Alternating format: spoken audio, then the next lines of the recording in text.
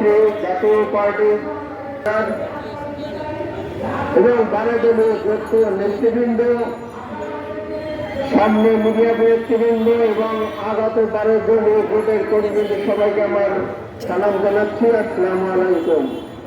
প্রিয় বন্ধুরা, আমাদের ব্যানার আজকে দেখতে পাচ্ছেন যে সেই একটি নির্বাচনের জন্য রোডম্যাপ ঘোষণা, মানুষের জানমালের নিশ্চয়তা এবং বিচার বিভাগ এবং শেখ হাসিনার বিচারের তথ্যে আসতে বিক্ষোভ সমাবেশে।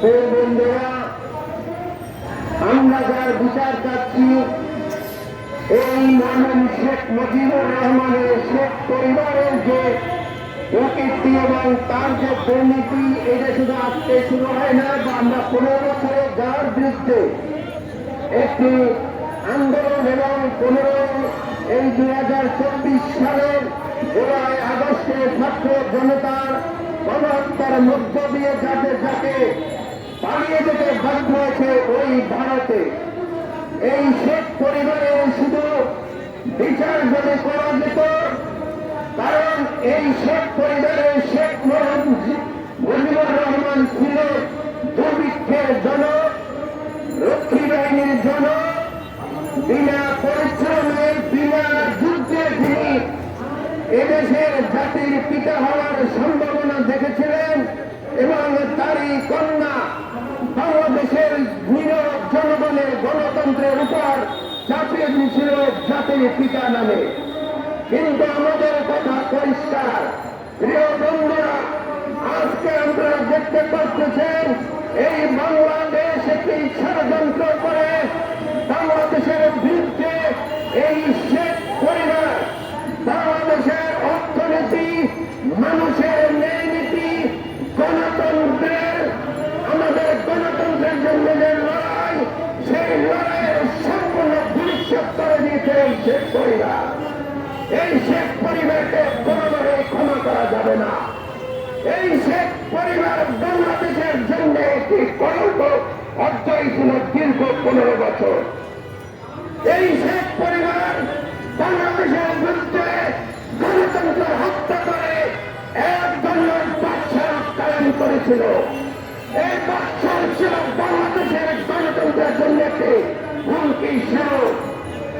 এই শেখ মুজিব, আপনারা দেখেছেন কিছুদিন আগে যে ডালিম শেখ মেজর ডালিম যারা অস্ত্র নিয়ে বাংলাদেশের পক্ষে স্বাধীনতার জন্য যুদ্ধ করেছে, এই ডালিম বলেছেন যে শেখ মুজিব একটি সেনাবাহিনী কর্তৃক নিহত হয়েছে, কেউই তাকে শহীদ করে না। কিন্তু এই শেখ মুজিবের শেখ পরিবার যদি বাংলাদেশের বিচার করা হতো, আজকে বাংলাদেশের এই ষড়যন্ত্র দেখতে হতো না। প্রিয় বন্ধুরা, আমাদের পার্শ্ববর্তী দেশ ওই ভারত বাংলাদেশের জন্য আরেকটি বিস্ফোরক, এই বিস্ফোরণকে প্রতিহত করতে হবে। কারণ এই শেখ পরিবারের ছত্র ছায় ওই ভারত সাম্রাজ্যবাদ বাংলাদেশের বিরুদ্ধে যে ষড়যন্ত্র চালাচ্ছে, একটি স্বাধীন রাষ্ট্রের জন্য এইটি হুমকি স্বরূপ। আজকে জুলাই আগস্টের পরে ছাত্র জনতা হত্যার পরে যে সরকার প্রতিষ্ঠিত হয়েছে, এই সরকারের কাছে আবেদন জানাবো, আর সময় ক্ষেপণ করবেন না।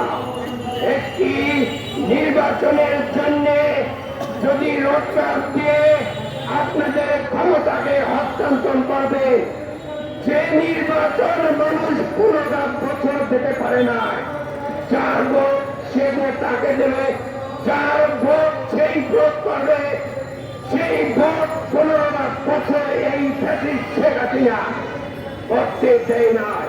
আজকে ওই শেখ হাসিনার পুজো করে পুলিশ প্রশাসন, জনপ্রশাসন, এমনকি ওই বিচারালয়ে এই হাইকোর্টের পাশে যে বিচার আমাদের হাইকোর্ট, এই বিচারপতি পর্যন্ত এই শেখ হাসিনা এক ব্যক্তিকে পূজা করে বাংলাদেশকে ধ্বংসের দ্বার প্রান্তে নিয়ে যেতে।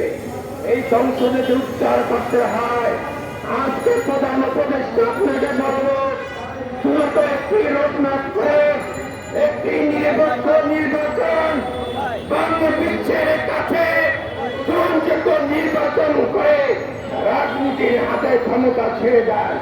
নাহলে এই বাংলাদেশের যে আজকে অবস্থা, আইন শৃঙ্খলার অবস্থা খুবই খারাপ। মানুষ নির্বিঘ্নে চলাফেরা করতে পারছেন না, জীবনের হুদে হুমকে আছে। ওই জয় বাংলা দিয়ে বাংলাদেশকে আর হুমকির মুখে ঠেলে দেবেন না। মূলত এই জয় বাংলার স্লোগান যারা করেছিল তাদেরকে আটক করে গ্রেফতার করে ওই রাজ্যে ষড়যন্ত্রের জননী শেখ হাসিনাকে গ্রেফতার করে দ্রুত আইনের কাছে সমর্থ করে। এদেশে প্রচলিত আইনে যেভাবে নিরহ বাংলাদেশের জাতীয়তাবাদী দল জামাত ইসলামের নেতৃবৃন্দকে হত্যা করেছিল, সেইভাবে যদি ফাঁসি কার্যকর করা হয় সেদিন হবে বাংলাদেশ রাং মুক্ত, জয় বাংলা মুক্ত, শেখ মুজিবের পরিবার মুক্ত বাংলাদেশ। সবাইকে ধন্যবাদ জানিয়ে আমি শেষ করছি। বাংলাদেশ জিন্দাবাদ।